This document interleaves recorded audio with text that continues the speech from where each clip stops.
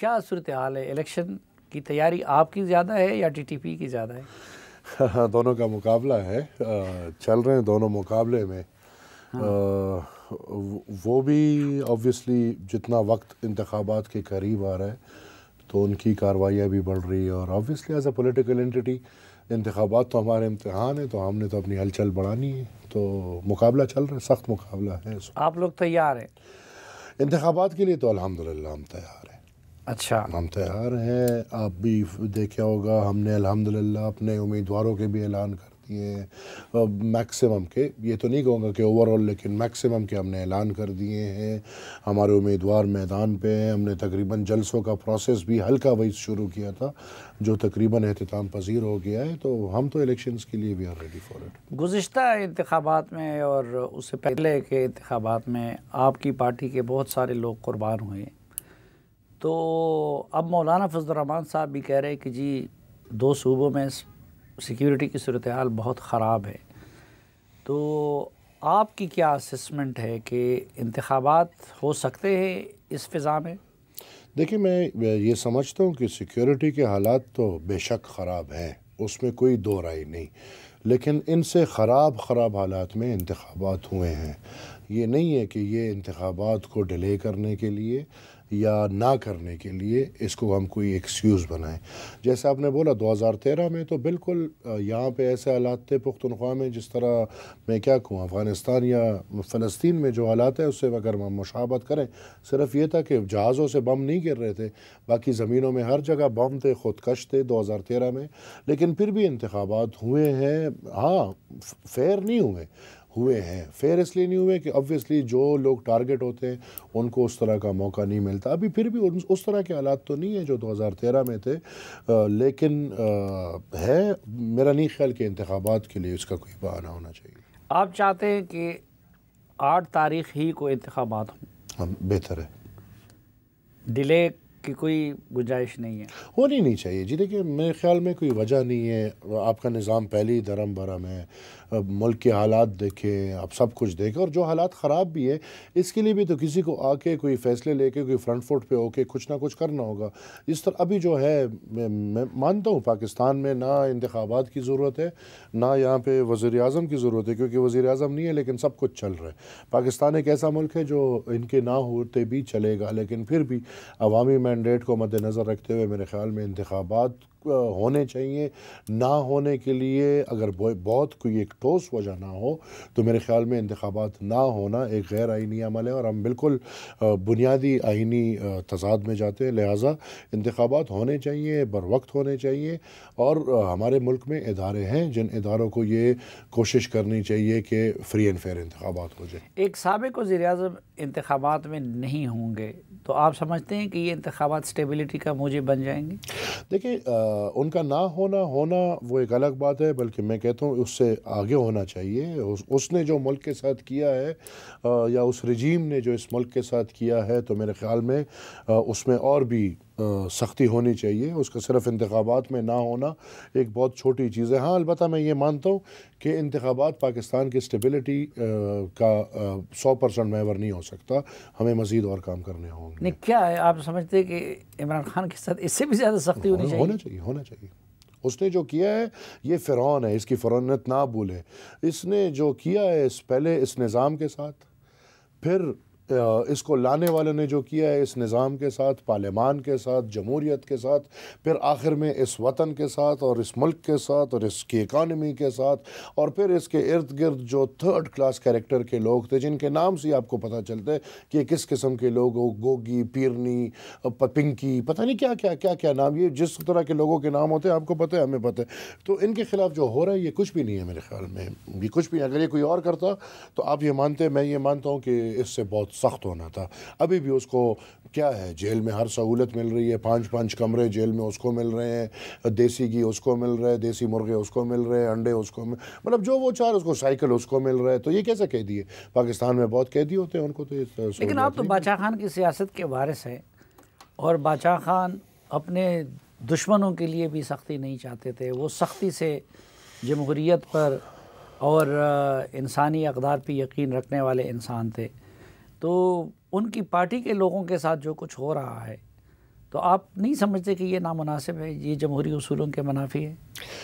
دیکھیں جمہوری ہم یہ کرتے ہیں کہ ہم جب پکڑے جاتے ہیں یا کسی مشکل سچویشن میں آتے ہیں تو ہم پھر جمہوریت کی چادر اوڑھ لیتے ہیں. جمہوریت اس بندے کے ساتھ اب نہ جوڑیں، یہ تو جمہوریت کے قریب بھی نہیں ہے. نہ اس کے جو لوگ ہیں وہ کہیں سے بھی جمہوریت کے قریب. اس کو اگر جمہوریت کی اتنی فکر ہوتی تو یہ جو 2013 اور 2018 میں اس کے ساتھ ہو رہا تھا، اس نے تو جمہوریت کے لیے کوئی آواز نہیں اٹھائی. اچھے حالات میں بھائی آپ کے مزے، آپ کے ساتھ جو ہو رہا ہے، جمہوریت کے ساتھ جو ہو رہا ہے، اس کے ساتھ جو مطلب کہ جو حالت کر دی جمہوریت کی اس کے لیے تو خیر ہے، کوئی مسئلہ نہیں. لیکن آج جب اس کے اپنے اعمال کی وجہ سے، کیا توشہ خانہ کا چور جمہوریت کی چادر اوڑھ کے چھپ جائے گا؟ کیا ایک فراڈیا یا ایک مطلب کہ اس کے بارے میں کیا ہم نہیں کہہ سکتے؟ نیشنل میڈیا پہ ہم وہ باتیں بھی نہیں کر سکتے. وہ ان سب کے آخر میں جمہوریت کے چادر کے نیچے نہیں چھپ سکتا. ہی ہیز ٹو فیس ایوری تھنگ. میرے خیال میں یہ جمہوریت کے نام پہ ایک بہت بڑا دبا تھا، ہے، اور صرف یہ نہیں، یہ پروسیس پورا. اب بدقسمتی سے وہ بندہ تو سائڈ پہ ہو رہا ہے لیکن پروسیس وہی چل رہا ہے. تو لہٰذا اس کے ساتھ اس پروسیس کو بھی مکمل خاتمہ ہونا چاہیے. اس کے ساتھ جو ہو رہا ہے یہ کم ہے میرے خیال میں. یہ کم ہے تو اس سے زیادہ کیا ہو سکتا ہے؟ مثلا آپ کے ہاتھ میں اختیار فاسٹ فارورڈ کر کے ان کو سزائیں دیں، ان کو سزائیں دیں. 9 مئی کو انہوں نے جو کیا ہے ان کو سزائیں دیں. انہوں نے جو سائفر کا کام کیا ہے ان کو سزائیں دیں. ان کے اچھا جو میں کہہ رہا ہوں کم ہو رہا ہے، اس کے ارد گرد لوگوں کو دیکھیں، ایک سوٹی پہ وہ معافی مانگتے ہیں اور بس معاف ہو کے چلے جاتے ہیں. ہمارے صوبے میں 2 بندے جو اس کے 10 سالہ حکومت کے ذمہ وار ترین لوگ تھے، احتساب کن کا ہوگا؟ پوچھا کن سے جائے گا؟ تو انہی سے تو پوچھا جا رہا تھا. اب انہوں نے ایک معافی مانگ لی، سائڈ پہ ہو گئے. یہ صرف عمران تو نہیں تھا نا، اس کے ساتھ بہت. تو میں جو کہہ رہا ہوں اس میں ابھی بھی نرمی ہے. وہ نرمی یہی ہے کہ بالکل ان سب جو بھی آثار تھے ان سب کو گھیر کے ان کے خلاف کارروائی. نہیں تو یہی تو وہ کہہ رہے ہیں نا کہ یہ تو انصاف نہیں ہو رہا ہے. جو بندہ آ کے پریس کانفرنس کر لے، اس سے لا تعلقی کر لیں، تو اس نے کچھ بھی کیا ہو اس کو معافی مل جاتی ہے. یہ غلط ہے نا. اور جو ان کے ساتھ کھڑا ہے یہ غلط ہے. تو اس کو پھر سیاست کرنے نہیں. لیکن کھڑے ہونے لوگ ان کے ساتھ بہت کم ہے. وہ تو آپ کو بھی پتہ ہے، مجھے بھی پتہ ہے کہ ان کے پاس تو لائے ہوئے لوگ تھے. وہ کوئی لایا، کوئی بہت کم ہے جو کھڑے ہوئے ہیں، اور ان کے بھی کوئی اپنے مقاصد ہوں گے یا کہیں سے اشارتاً باتیں ہوں گی. یہاں پہ اس طرح بھی بالکل کرش نہیں کیا جاتا پاکستان میں. لیکن کھڑے ہونے والے لوگ بہت کم ہیں. ہاں، جو ایک معافی پہ بالکل معاف ہو رہے ہیں یہ غلط ہے. ان کے خلاف کارروائی ہونی چاہیے. احتساب سب کے خلاف ہونا چاہیے. اسٹیٹ سب کے خلاف کارروائی کر کے عوام کے سامنے ان کو سامنے لائے. لیکن آپ خود کہتے ہیں کہ ان کے لیے پارٹی بھی بنائی گئی، ان کو وزیر اعظم بھی بنوایا گیا، اور پھر ظاہری بات ہے کہ انہوں نے جو کچھ کیا بھی ہوگا اپنی مرضی سے نہیں کیا ہوگا. تو ہم لائے گئے کے لیے تو سزا کا مطالبہ کر رہے ہیں، لیکن لانے والوں کے لیے ان کو سب سے زیادہ سزا ان کو ملنی چاہیے. مثلاً کس کو؟ جو لائے ہیں، جو لوگ ان کو لائے ہیں. اب تو سامنے ہیں، نہ ہم ان لوگوں میں سے کہ نام لیتے ہوئے ہم ڈر جائیں نہ کچھ اور. یہ اس میں 5-6 جرنیل جو قربان ہوئے ہیں. اب اس میں اگر میں صرف جنرل فیض کا نام لوں تو یہ صرف جنرل فیض نے تو نہیں کیا. جنرل باجوہ کا نام اگر میں لوں تو یہ صرف جنرل باجوہ نے تو نہیں کیا. یہ تو وہ پاشا صاحب سے شروع ہوئے، پتہ نہیں کب سے شروع ہوئے. اور اس پروجیکٹ ان کو کب پاکستان میں تبھی مزہ آئے گا جب ان کو کٹہرے میں لایا جائے گا. تو جب ان کو کٹہرے میں لایا جائے گا تو نہ نواز شریف انگلینڈ سے گھوڑے پہ بیٹھ کے آئے گا اور کہے گا کہ میں وزیر اعظم بننے والا ہوں، نہ پرویز خٹک پورے پختونخوا میں گھوم کے اعلان کرے گا کہ میں وزیر اعلیٰ بننے والا ہوں. پھر عوام سوچیں گے اور عوام فیصلہ کریں گے کہ کون وزیر اعظم بنے گا. لیکن وہ تو کہتے ہیں کہ میری حکومت کو جنرل باجوہ نے ختم کیا اور وہ ان کو کٹہرے میں لانا چاہتے ہیں. یہ تو بدقسمتی ہے کہ عمران کے ساتھ جس نے بھی اچھا کیا ہے تو اس کو آخر میں وہی ذلیل کرتا ہے. یہ باجوہ صاحب تو آخری بندہ ہے. اس سے پہلے آپ تاریخ دیکھ لیں، جس نے بھی اس کو گود میں لیا ہے یہ اتنا انسان ہے کہ اسی گود کو اس نے گالیاں دی ہیں. یہ لفظ مناسب نہیں ہے. آپ ایک اچھا لفظ ڈھونڈ لیں، میں وہ پر استعمال کر لیتا ہوں. کیا اب جس گود میں آپ پلے پڑے ہو اسی گود کو آپ گالی دیں گے تو اس کو اب میں کیا کہوں؟ میں شاید کوئی کیا نام مجھے نہیں سمجھ آتی. اس کے لیے پھر کوئی اور نام ڈھونڈ لیتے ہیں. لیکن کیا یہ حقیقت نہیں ہے کہ آج بھی آپ کے صوبے کے ووٹرز کی اکثریت ان کے ساتھ ہے؟ نہیں. پیمانہ کدھر؟ کس نے چیک کیے؟ کون سا پیمانہ ہوا ہے؟ یہ سیاسی جماعتیں ان سے گھبرائی ہوئی. میں تو I don't think so. سیاسی جماعتیں نہیں گھبرائی ہوئی، البتہ اور لوگ ہیں جو بہت گھبرائے ہوئے ہیں۔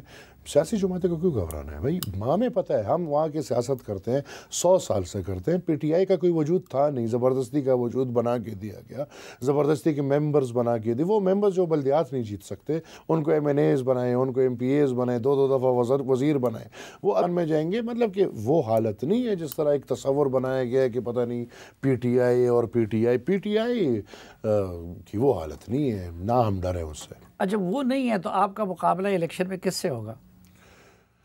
اللہ خیر کرے۔ پہلے تو مقابلہ انہی سے ہوگا جن سے ساری زندگی مقابلہ ہمارا چلتا آ رہا ہے۔ پہلا مقابلہ تو ان کے ساتھ ہوگا۔ کس سے مثلا؟ آبویسلی جو پاکستان میں اینٹی ڈیموکریٹک فورسز جتنے ہیں، میں ایک اچھا نام دے دوں گا، جتنے بھی اینٹی ڈیموکریٹک فورسز ہیں، ہمارا پہلا مقابلہ تو ان کے ساتھ ہے۔ پھر ہمارا مقابلہ آبویسلی میدان میں ٹی ٹی پی کے ساتھ ہے، جو لوگ چاہتے ہیں کہ بدامنی پیدا کرے، غیر فعالی پیدا کرے، پختونوں میں ایک خوف اور ہراس پیدا کرے، اور یہاں پہ لوگوں کو جمہوریت سے دور کرے، جس طرح افغانستان میں کیا ہے۔ اور پھر میرے خیال میں میدان میں ہمارا جو ایکسٹریمسٹ فورسز تیسرے رہ جاتے ہیں، تو مولویوں کے ساتھ ہمارا مقابلہ ہوگا، مجھے جو لگتا ہے۔